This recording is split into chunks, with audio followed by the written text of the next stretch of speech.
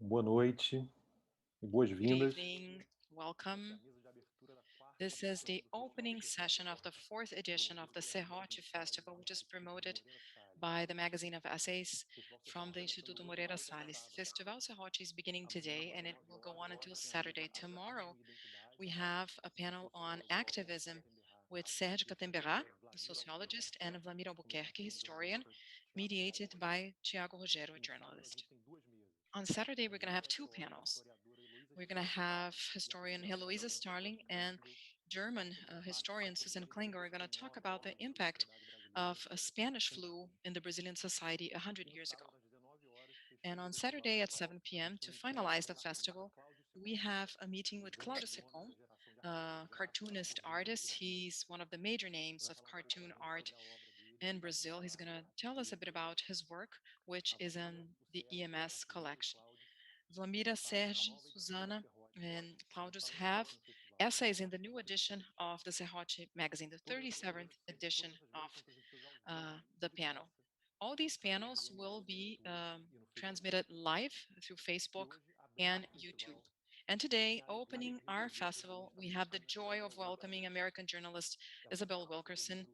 She's going to talk about the book Casta, The Origins of Our Discontent, which is being published in Brazil by Zahar Public House, translated by Denise Botman and Carlos Alberto Ribeiro. We thank Companhia das Letras, the publishing house, to support us for the support in this event. This panel is going to last for 1 hour. In the first part, Isabel Wilkerson is going to tell us a bit about her book. In the second part, she's going to be interviewed by Juliana Borges. Today, we do not have a time for a Q&A session. Before I give the floor to Juliana, I'd like to let you know that we have sign language interpretation. Today, we have Claudia and Rivelino here with us. If you want to watch with automatic captions, you can use the IMS channel on Facebook. On YouTube, you have two options.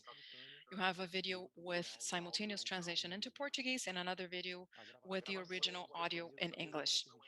It is forbidden to record this panel and it will soon be available at the IMS YouTube channel. I'm going to give you now Juliana Borges, who is a writer. She studies criminal policy. She's also a consultant at the Department to Fight Violence at the Bar Association of São Paulo. And she's also working with drug policies. She's an anti-punitivist feminist, and she wrote a book about mass incarceration and also about prisons, published by Todavia. She's published two essays at Serrote, one about mass incarceration and the other one about the outskirts, the posting life of outskirts. Juliana, the floor is yours. Good evening, Guilherme. Good evening, everyone. It is a huge pleasure to be here. This is the second time I take part in the Serrote Festival, and I really admire all this team and the quality of the work that the Serrote magazine publishes, all the professionals involved in this festival. It's a pleasure to be here with you. Unfortunately, we have to be far away from each other due to the pandemic, but I am sure that we are going to have high quality debates. And I'm very happy to moderate this panel with Isabel Wilkerson. I've had the pleasure of being able to read her new book. And I believe this book is going to bring about very interesting debates, not just tonight, but for all of us who research, who debate about this topic in our country. I was asked to describe myself before we start. I am a Black woman. I have short hair, dyed blonde. I have a round nose and I'm wearing a blue blouse and a shawl over it. I'm wearing headsets and I'm wearing small earrings, which you cannot see because of the headsets. And I'm going to be with you doing this mediation. Before I give the floor to Isabel Wilkerson, I would like to introduce her to the audience. She won the Pulitzer Prize. She's the first Black woman to have won the Pulitzer Prize of Journalism. She's the author of a bestseller, New York Times bestseller, The Warmth of Other Suns, and also Cast, The Origins of Our Discontent, which will soon be published in Brazil. Her first book won several awards. It was in several Best Books of the Year lists, New York Times, Los Angeles Times, New Yorker, Washington Post. Her book has been considered one of the best nonfiction books in the decade. And her book, Cast, The Origins of Our Discontent, became #1 bestseller in the New York Times list. And it has also been selected by Oprah Winfrey, who we all know, for her book club for this summer-autumn season for 2020. In 2016, Isabel received from President Barack Obama the National Humanities Medal for telling an unknown history. So it's a pleasure to have Isabel here with us talking about her work. Thank you, Isabel, for joining us. And I hope we can meet in person soon after this period is over. Good evening, and you may begin. Thank you so very much for inviting me to participate. I am so honored to be able to be here and to know that this will be available in Brazil. I am so saddened that I'm not able to be there in person. I have never had the honor and opportunity to visit Brazil. It's a place that I've always wanted to visit, and so it saddens me so much not to be able to be there. I also want to speak and to express my sense of empathy and compassion for the ways in which Brazil is experiencing the humanitarian crisis of the world, known as COVID-19. I want to express empathy and compassion for the 385,000 Brazilians who have lost their lives to the pandemic. And to wish, have my prayers and hopes for the nation as it battles this pandemic. The book that has brought us together here is a book that I did not really seek to write. It's not something that I had planned to write after finishing my first book. It was not even a book that I especially wanted to write. It is a book that demanded to be written due to the circumstances, due to what the United States has been going through in recent years, and it demanded to be written. It is essentially a book by an American, for Americans, about America at a time of existential crisis. But circumstances and conditions that can, I think, be lessons for much of the world, which is why I think that it has begun to captivate people as we are all searching for answers to the many, many existential challenges that we face, not just as a country, as our individual countries, but as a species. And in this very moment, we are now in the midst of the second year of the global pandemic.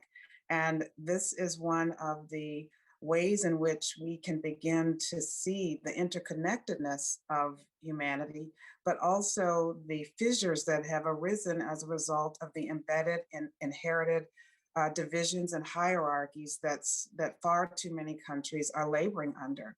And one of the things that I have made note of, I am not an epidemiologist, I am not a political theorist, but I have made note of the fact that the United States, for all of its technological advances and the fact that it's one of the richest nation in the world, leads the world with the distinction, the tragic distinction of having the largest number of COVID deaths in the world and the largest number of COVID cases in the world. And that I would believe on the basis of my research has a connection to the deeply divided nature of the originating, founding circumstances of the country going back to the time of enslavement. And then I look at the other countries that are under the United States in the list of countries that have been so stricken by the pandemic, and we realize that the country that has the second highest number of COVID deaths is, of course, Brazil. And you begin to look and see what is it about these two countries out of the more than 190 countries that have been stricken with the pandemic. What is it about these two countries that would lead them to be number one and number two in the list here? And one of the things that I would say is that this has to do with, in my view, based on my research, the inheritance of division that grew out of enslavement, which became the founding infrastructure for defining and assigning a place in the hierarchy for each individual on the basis of the metric that we now know as race, what we have come to accept as race. And so it is this connection that I think allows us to be able to see that these are not just coincidences. You don't rise to the levels of this kind of magnitude of impact by accident. And I think that there's something that can be learned when we look at the history of the countries, when we look at the hierarchies within the countries, whether spoken or unspoken, that are having an effect. Because one of the things that an embedded hierarchy does is that it divides people up to such a degree that many people may not feel that they have a stake in the well-being of their fellow citizens.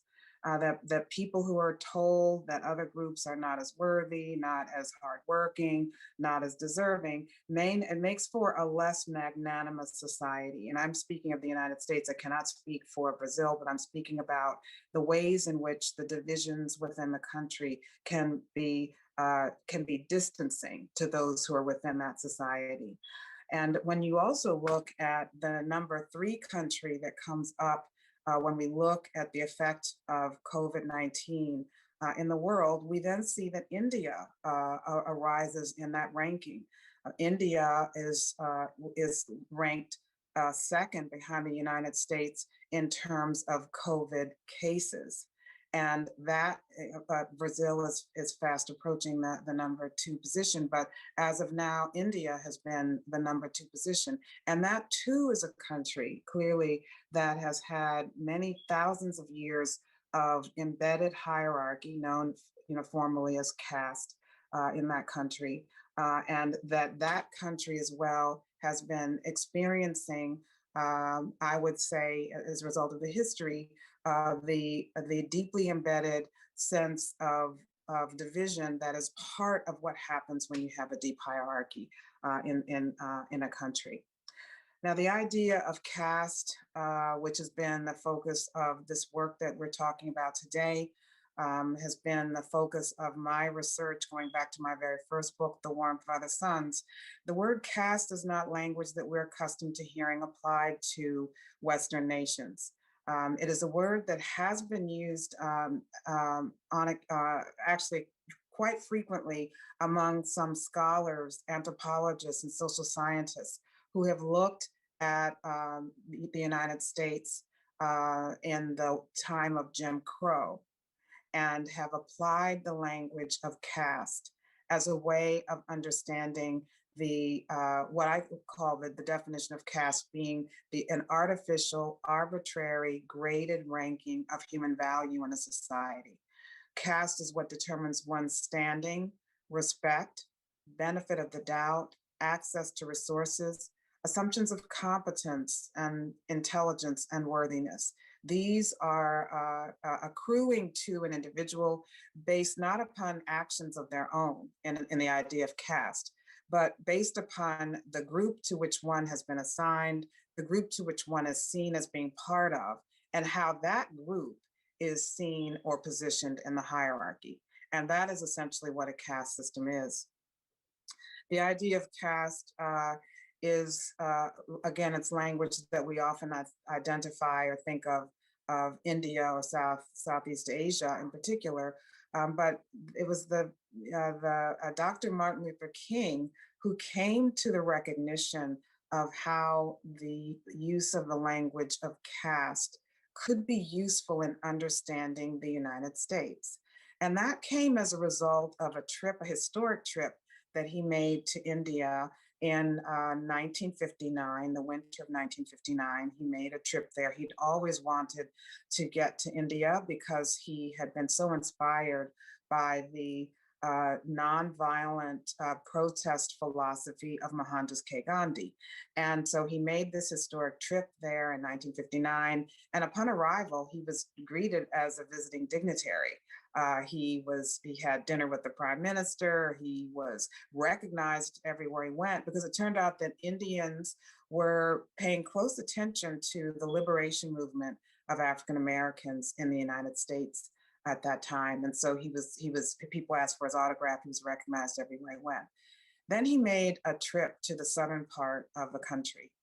And he wanted to visit with the people who were then known as Dalits. Then known as untouchables, now known as Dalits. And he wanted to be able to see how they were faring. And he made a trip to a school that was populated by young people, children who were Dalits. He arrived there, and the principal was very excited to introduce him to the students. And he said to the students, he said, "Young people, I wish to introduce you to a fellow untouchable from the United States of America." And when Dr. King heard that language applied to him, the language of untouchables applied to him, he first bristled at that language. He actually was peeved to hear that language applied to him. He didn't see himself in that way. He did not see himself as untouchable. He did not see himself as being at the bottom of a hierarchy such as that in India. He bristled at that language when it was applied to him. And then he thought about it. He thought about what was at that very moment 20 million Black people in the United States who were, the majority of them, consigned to the southern part of the country, and thus at that time restricted, prohibited from being able to be part of the body politic, prohibited from being able to vote, prohibited from having access to public accommodations, and their efforts to be recognized as full citizens, their efforts to be liberated from the restrictions that have been placed upon them were being met with tremendous hostility, resentment, and violence.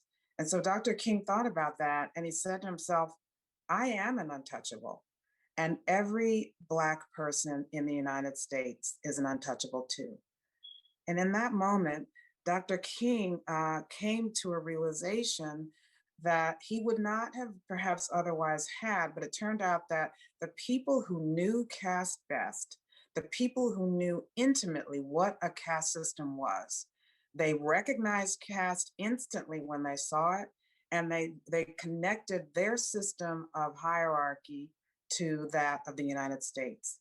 And that is how Dr. King came to the recognition of an infrastructure that was in place in his own country, that was keeping those people, the people that he was representing, those he was advocating for, at the very bottom of a hierarchy, that this hierarchy had its origins in the time of enslavement, and that it had a shadow and an afterlife that was precisely what he was battling at that very moment. And again, caste is not a word that we usually apply to the United States, but it is a word that the anthropologists and social scientists who went into the Jim Crow South at the peak of the power of people who were running the powers that be in the Jim Crow South, when they had the most power. There were anthropologists who actually risked their lives to go into the South and to document, to research what was going on there. And those who were Black themselves were were forced to live with the restrictions that other Black people had to, because in order to survive, they had to assume the role that was assigned to anyone in that caste system if they were part of what was seen as a subordinated caste of the South and thus of the United States. And so they risked their lives to do it. And as they, when they emerged from their research, they emerged using the language of caste. And this is language that that I came upon in working on my first book, The Warmth of the Suns. And it's language that also has been used by other people. The esteemed author, Michelle Alexander, in her book, The New Jim Crow, applied this language as well in describing the infrastructure that was keeping a certain group of people at the very bottom almost at all cost. Any number of arbitrary metrics could be used when a society is creating a caste system. It could be religion, it could be ethnicity, it could be language, it could be place of origin. In the American context, and I would say in the Western context of what is viewed as the New World, the Western Hemisphere, the metric that was used in order to divide and to rank people is the metric that we now have come to see as race.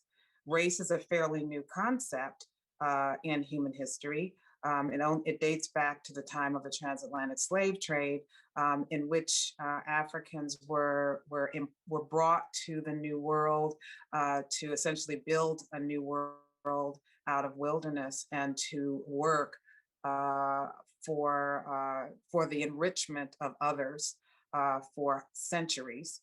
The idea of caste is a much older phenomenon, a much older way of dividing people. It is maybe one of the more originating ways of dividing people. And so any number of metrics could be used in order to apportion or decide or define and to ascribe a placement in the caste system.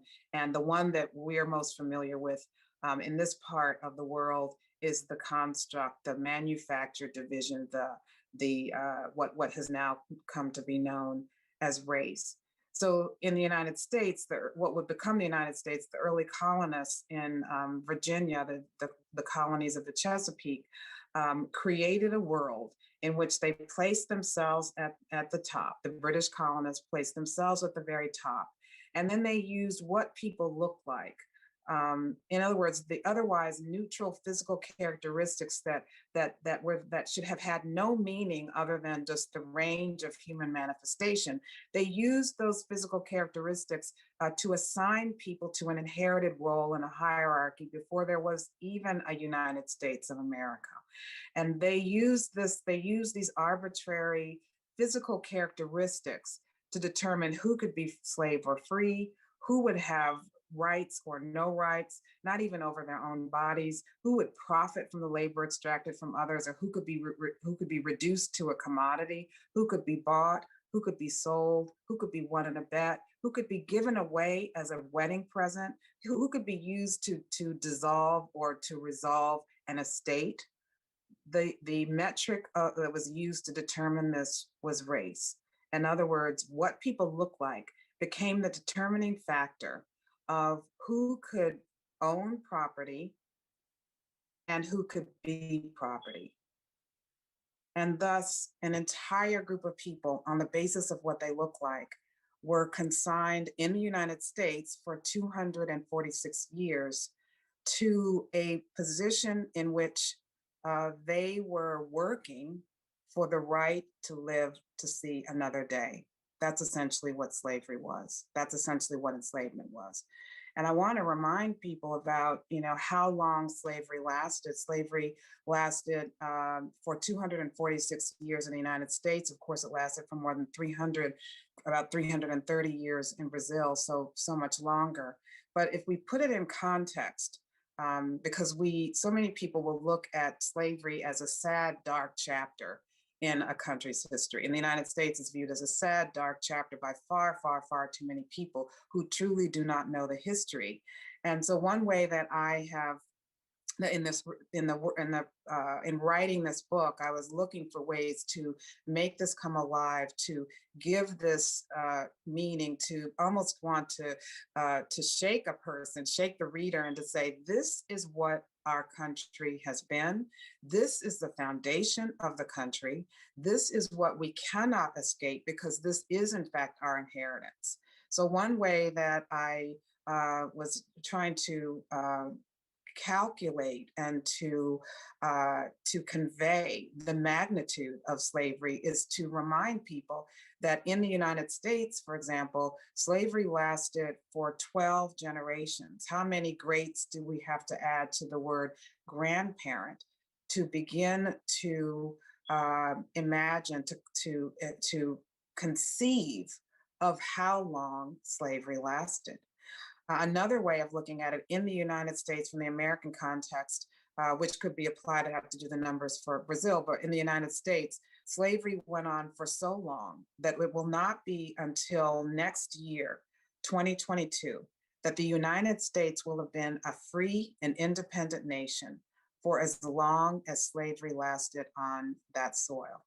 That's how long slavery lasted. And one other way of looking at it from the American perspective, the United States perspective, is that slavery went on for so long that no adult alive today will be alive at the point at which African Americans will have been free for as long as African Americans were enslaved. That will not happen until the year 2111. That means it will not be until the year 2111 that African Americans will have reached parity with formal legal slavery and the freedom that presumably came after that. And that does not include the nearly 100 years of formal legal Jim Crow apartheid that was in place until the late 1960s, essentially the early 1970s, into the lifespan of many people alive today. So these are some of the ways of understanding or being able to have a way of looking at the history through a lens that allows us to see beneath what we think we might know about a given country, what we think we might know about a social order, in hopes that we can begin to address these issues, truly get beneath the surface. I describe this book as an X-ray of a country.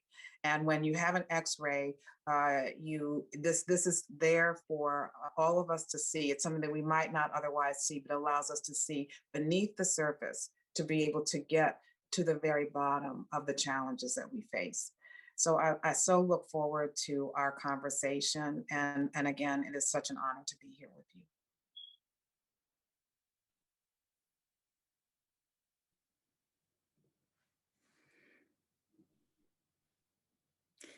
Muito obrigada, Isabel. Thank you so much, Isabel, for this first part, this taste you've just given us of your book. I think that so many people that were listening to what you were saying, they're probably very excited to grab the book in their hands. Finally, I thought about some questions that I could ask you. This is a book that really caused huge impact. We were talking just before we began. I showed you my book with so many notes and sticky notes. But before we enter the discussion about the book itself, I'd like to ask you to talk a little bit more about something you covered briefly in your presentation, your writing process. And I ask you this because for us, Black women, for the Black community, this is something really important. I think this is very much connected to your book. You talk about social places. You talk about your experience as a journalist. Once you went to interview someone, and the person you were about to interview did not believe that you were the journalist. So this difficulty to maybe see ourselves as writers, as people who produce knowledge. For me, this is really important to know about the writing process. How was the writing process for you? Think about the book, structuring it, I know that you did, sort of an ethnographic work even. Can you tell us a bit about your writing process then, please? Well, thank you for that question. So I have the two books, War and Through Other Suns, the first book, which was about the out migration, the exodus, really, the escape, the seeking of political asylum by 6 million African Americans throughout much of the 20th century who fled the Jim Crow South for all points of North, Midwest, and West, meaning the rest of the country, seeking political asylum, seeking refuge, you might say, from the regime that I've just described. They were escaping a world where it was actually against the law for a Black person and a white person to merely play checkers together in Birmingham, Alabama. You could go to jail if you were caught playing checkers with a person of a different race. It was a world where in which the Bible itself was segregated in courtrooms throughout the South. There was actually a Black Bible and an altogether separate white Bible to swear to tell the truth on in court. So that's how extreme and formal and fixed the world was for far longer than it has not been. I want to emphasize that again, having to do with the time frame and how foundational this has been to the country. And so I was seeking to tell the story of the 6 million people who were part of the Great Migration, which is what it's known as, to tell the first book. And in doing so, I ended up in that case interviewing over 1,200 people for the right to be a protagonist in the book. Is essentially to find someone who would be there were 3 main people in that book. And in the process of doing that, I had a chance to hear testimony from people who were the survivors of the Jim Crow caste system. They were not using the language of Jim Crow or caste. They were describing their lives and how restricted they were, and how you had to take such great care. You had to step off the sidewalk if a white person came towards you. You had to the men had to tip their hat or take off their hat if they were entering a space with white people. They had to go into the back door, the side door. So many things they had to have memorized before they were, before puberty, in order to be able to survive in that world. So in that book, the process was of hearing as many stories as I possibly could in order to narrow it down to the 3 people. And ultimately, I was getting firsthand accounts. I was being tutored in the world that I was describing. And that also became the foundation for the second book, because I had been fully immersed in what it meant to live under that regime, under the restrictions. And I must emphasize that these were matters of life and death. These were not optional customs that one might take up one day and then ignore the next. This was the way life was, and it was literally a matter of life and death that every individual had to learn, memorize, absorb into their very being, a sense of being subordinated in every aspect of life. And that is what ultimately led to the second book, is that I had hoped that maybe others might pick up on the use of the term caste. I hope that others might have decided to go deeper with it. And because many people had the chance to read the first book, and there was a wonderful response to that first book. But I think people may not have really been paying much attention. I was using the word caste throughout the book, and people weren't picking up on it. So there were several instances in the United States that became international stories. The case of Trayvon Martin, who was killed at the hands of a self-appointed vigilante in Florida, that got me to thinking about how that was in 2012. And that had me to think that this is a through line. This is continuing. There are current day analogs to the book that I'd just written about people who were experiencing this during the formal Jim Crow era. And so that's what set me on the path to begin thinking about caste as another way of looking into this, looking more deeply demanded a deeper introspection and inspection. And but I still wasn't necessarily going to be writing anything more deeply. I wrote a piece for the New York Times, an op-ed piece for the New York Times after Trayvon Martin circumstance. But then I realized that after Charlottesville, that this and so many other cases, I would say Charleston, South Carolina, the massacre there at the church, and then Charlottesville, Virginia, one thing after another that were reminders that this was an ongoing inheritance of division, and as I described in the book, discontents, plural, that were tearing the fabric of the country apart and dividing people up without even people recognizing exactly why. And so that's how I got into it. But when it came to pulling it all together, I mean, I'm the type of person, the type of writer who goes and collects and researches and searches for as much as I can. And then it's sort of like I view it as putting together a quilt. I then collect the fragments of fabric that will become the ultimate quilt that I am creating. And as I'm beginning, I don't know how it's going to end up looking. I'm gathering as much as I can in the same way if you're making a stew and you go out into the garden, you go out into the yard and you gather up the vegetables and you gather up the the various spices, and you pull those things together and you don't know how it's going to look in the end. But then once you get into it and you begin to sew the pieces together, you begin to join the ingredients together, and you create what you hope will be something that will speak to the reader, reach that person's both their mind and their heart. Because what I do is called narrative nonfiction. And with narrative nonfiction, you do all of the research that's necessary for any work of nonfiction that we might ever have.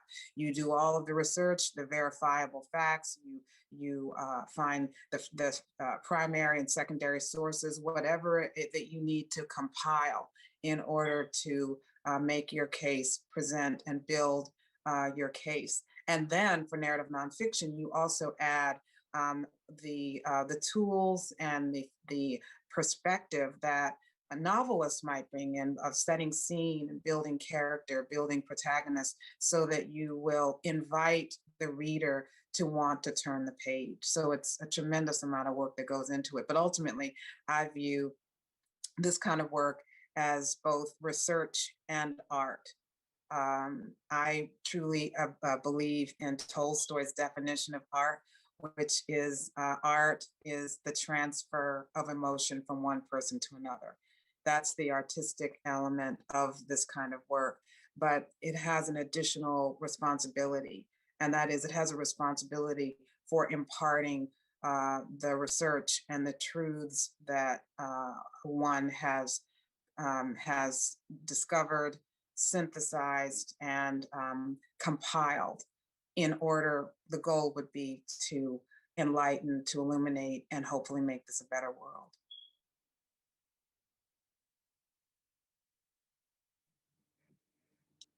Muito obrigada. Eu acho que essa questão de que você Thank you, Isabel. You just mentioned something that is so important, building, the quilt, as you mentioned, with different pieces of fabric. It's it's really artwork. I really agree with you.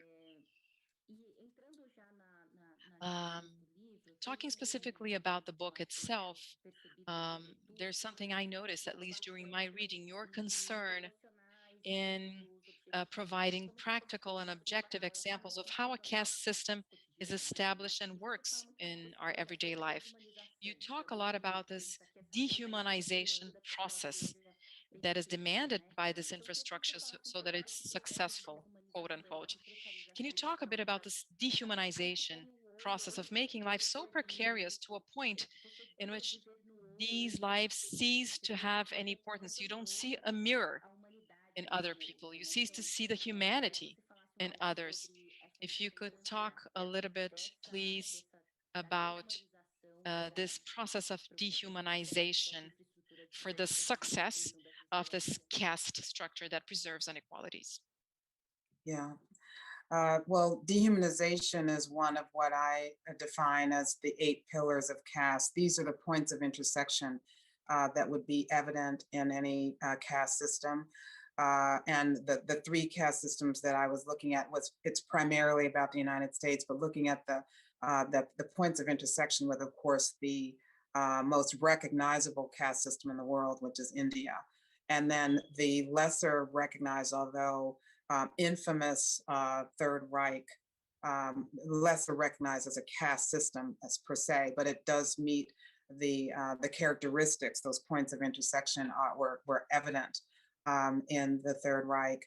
And also there's an interconnection between the Third Reich and the United States when it came to the United States Jim Crow system, the laws and framework of jurisprudence that were the framework and foundation of the caste system in the United States was actually studied by the Nazis in the years leading up to the Third Reich, and in the early going of the Third Reich, they actually studied it. So there are the connections there. But dehumanization is one of the hallmarks of a caste system, and it's necessary.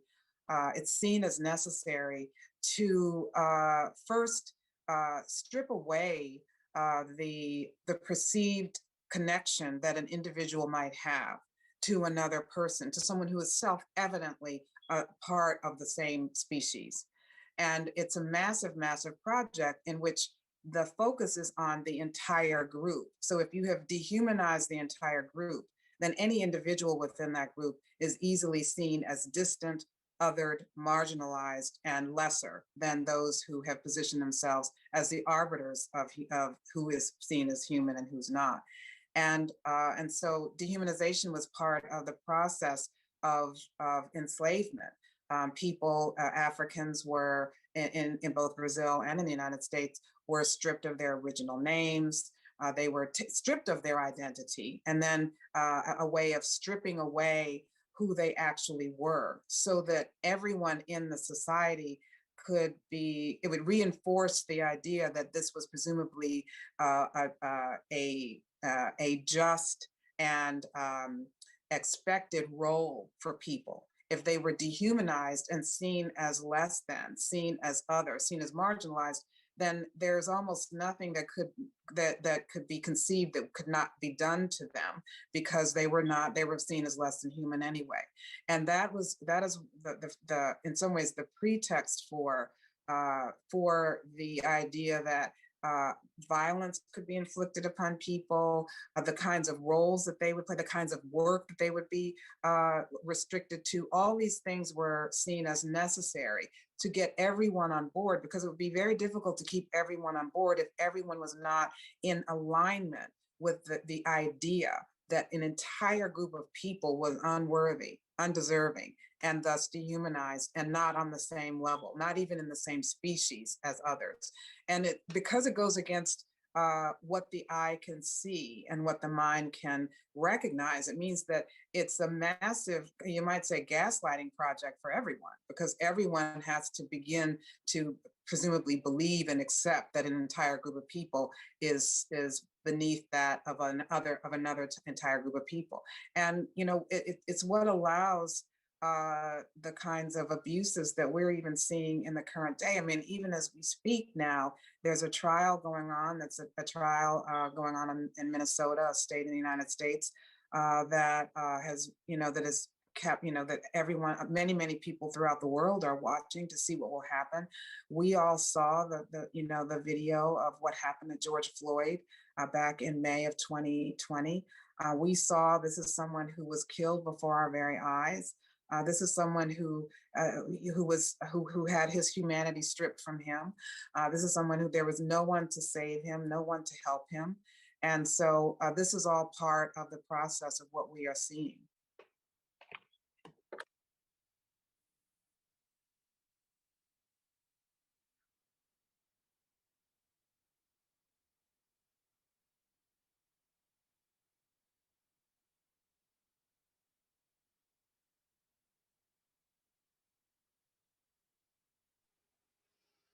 Com Isabel Grande. Juliana. We've lost Juliana's connection. Just a minute, please. Querem me botar?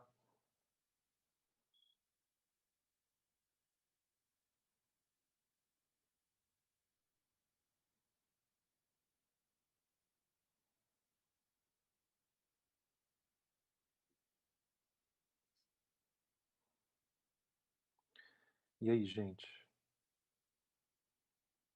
Guilherme, você quer assumir? Por enquanto? Só um minuto. Tá bom.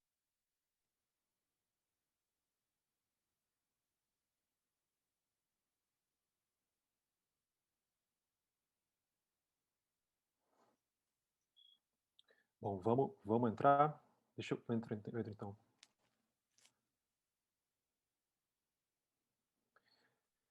Gente, tivemos uma... We've had a small technical problem with Juliana's connection, so I'm gonna take over from now, and I'm gonna ask a question that Juliana wanted to ask Isabel, which is regarding the possibility of, amongst this whole structure that you, Isabel, describe in your book, of having the possibility of seeing transformative projects in this structure, in this caste structure.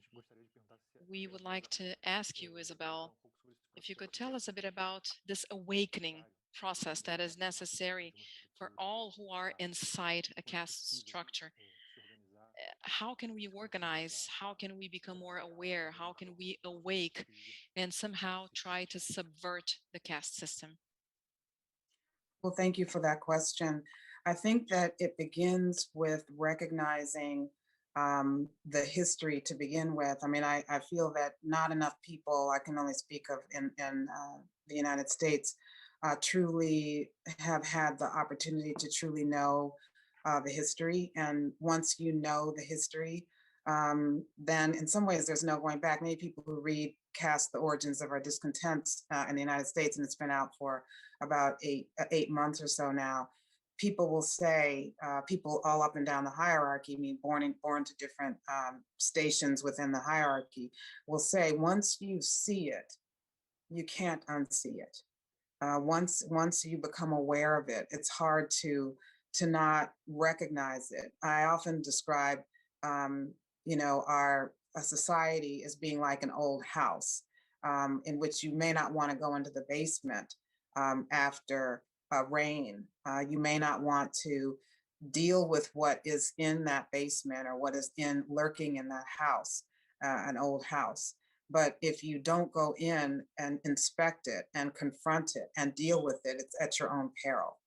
And so I think that what it requires is particularly those who in any particular society who have been the prime beneficiaries of the hierarchy, those for whom the hierarchy was in fact built, those who are descended from those who built the hierarchy, those who look like those who are descended from those who built the hierarchy, that the responsibility is greatest among people who are the putative beneficiaries of the hierarchy or of the caste system, because that is where the power resides. I mean, this really focuses us not on personal feelings, but rather on the structure that none of us alive built, but which all of us are laboring under.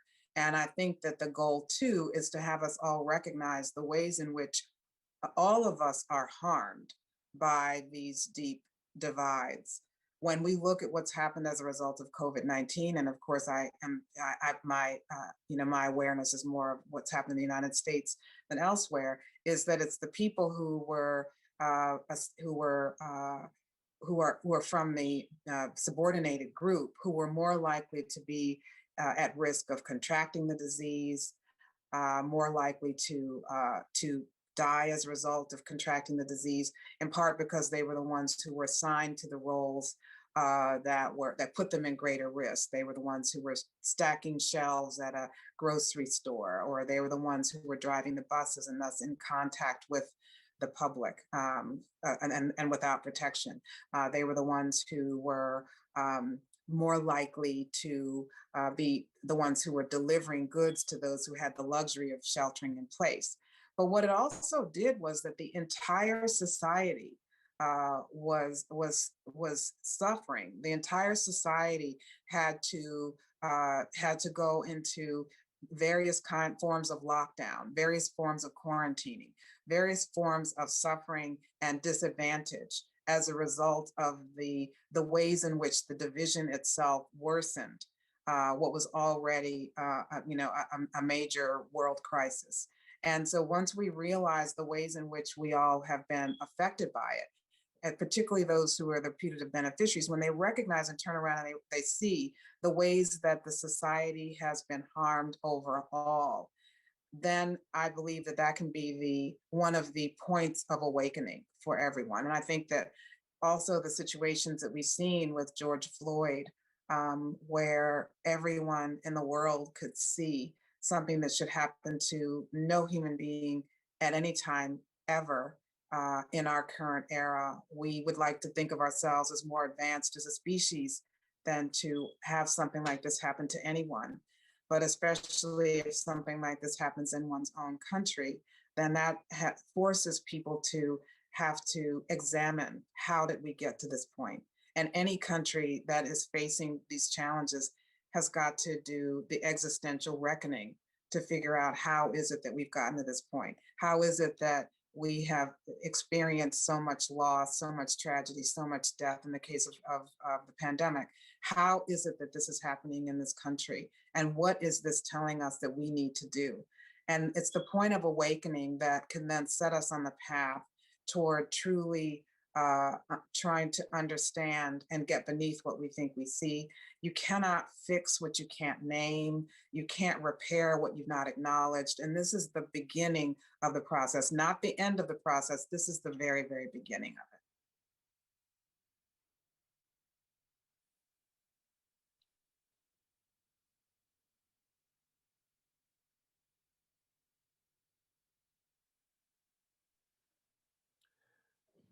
Vai Bom, entrar. então vamos voltar aqui com a Juliana para fazer So uma now we're gonna go back to Juliana. Unfortunately, we are reaching the end of this panel, and we are gonna have time for one last question coming from Juliana to Isabel Wilkerson. Just 1 minute, please.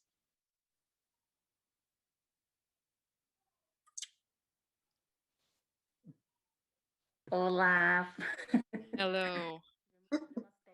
Technical problems. I think it's part of this current situation, right, Isabel? Yes. Where we are using these technologies. Well, Guilherme and myself had sort of prepared to keep a dialogue with you should either one of us lose connection. So I wanted to ask you one final question, something that really drew my attention. When you organize the pillars of the caste system, one of the pillars that you describe is endogamy and the control of marriages and intercourse. That's something that really drew my attention as a feminist that I am, as a woman discussing gender. And I think that this caste system, in a way, involves, please correct me if I'm wrong, also involves the formation of subgroups within the groups. Thinking about these hierarchies, how are Black women positioned within this system? And how this placement is important for the success of the caste system and for the implications that we as Black women feel, and women in general go through because of this organizing structure. So I'd like to ask you to comment a bit on that. And I love the fact that you talked about the awakening. I was watching that. Awakening is really important for me. But I guess that for us women, the gender issue is also important in the caste system. If you could please comment on that. Well, thank you so much for asking that. And that is such a rich question, and we could be here for so much longer, because that's a way of taking this idea of caste even further. And that is that there's caste within caste. In other words, there can be hierarchies within hierarchies. And if you think about the idea of a social order of a country being like a ladder, one of the sort of diabolical aspects of a caste system or a ladder is that those who are at the very top are at such a remove from those at the very bottom that the greater tensions can often occur among those who are positioned adjacent to one another, because they're the ones who come in greater contact with one another. They're the ones that are actually pitted against one another more regularly. They're the ones who are more likely to feel a sense of loss if if the person who's just beneath you rises up above. And they're the ones who also have as one person's or one group's hands are on one rung of the ladder, it's the group above them that has their foot on that same rung. So that this is beyond just what we think of as black and white. That's far too simple, far too easy to be able to say, yes, they say that it's black and white. It's much, much more complicated than that. And I have to credit the work of Kimberly Crenshaw for the idea of intersectionality that pulls together the ideas that various points of identity can be interacting with one another and thus position a person higher or lower in a society. And that is how I see the idea of these points of intersection and the group to which one belongs. You don't belong to just one group, you belong to multiple groups. And so the advantages and entitlements can come as a result of the many different characteristics that one might hold. In a racial caste system, it's the metric of race that lends the greatest weight, I think, to one's experience of the society in terms of life and death, which is one of the reasons I write about caste. But there are other ways in which gender is also a ranking, and we know that it's a ranking, and that's the reason why feminism is so important and why women's rights are so central. And so I would say that when you put together the multiple identities that have a ranking in a society, and you have the identities of the ones that are lower ranked in a society, the ones that are subjugated by virtue of race and gender, which is what Black women fall under, then you have multiple disadvantages that are built into the society that put Black women at greater peril on multiple levels. But one of the ways that we see that is we can see, if you just look at it economically, that that the people who have the greatest wealth, the highest income in the United States would be those who tick off all the boxes of identity that give advantage in a society by gender and by race. And then the inverse happens for Black women. So that Black women, and then also Indigenous women and women who are immigrants, particularly those who are undocumented immigrants, those are the groups of women who have the least, who are being remunerated at the lowest levels in the society. So these are the ways that we can measure what it means to have multiple points of intersection or multiple identities that work for or against a person in a society that is built around the needs of those who are dominant by the various metrics that one might come up with. And we have seen in the current ways of politics in the United States, the ways in which it shows up in voting patterns. And it turns out that the group that had the least, had the least power in the society by virtue of race and gender were more likely to support the candidate who was supportive of, say, working toward to battle climate change, working for the environment, working toward a more egalitarian way of solving problems in the society. That is one of the things that showed up in the voting patterns in the United States in the multiple elections that we've had. But also, I would say when it comes to COVID-19 and the management of COVID-19, it turns out, and I find it fascinating, that the countries that, I'm thinking of two countries in particular, Finland and New Zealand, are the two countries that were run by women. And they got on top of this immediately. And they, particularly New Zealand, that prime minister absolutely vanquished. she vanquished COVID-19. I think that there might have been one or two that resurfaced in maybe the last month or so, and she shut it down again. I mean, I think that is a message about the role, the possibilities when women are in positions to be able to have a say about how society runs. And I believe that the leader of New Zealand also was I think she gave birth, I think last year, if I'm correct. So I think that there's a lot of things that were going on. I think there's something to be said. I am not the expert in this area. I'm just saying that there's something to be learned. There's something to be said about how how this pandemic has been managed in those countries, for example, where women were in charge and women took charge and women took care of it. And I think there's something to be learned from that.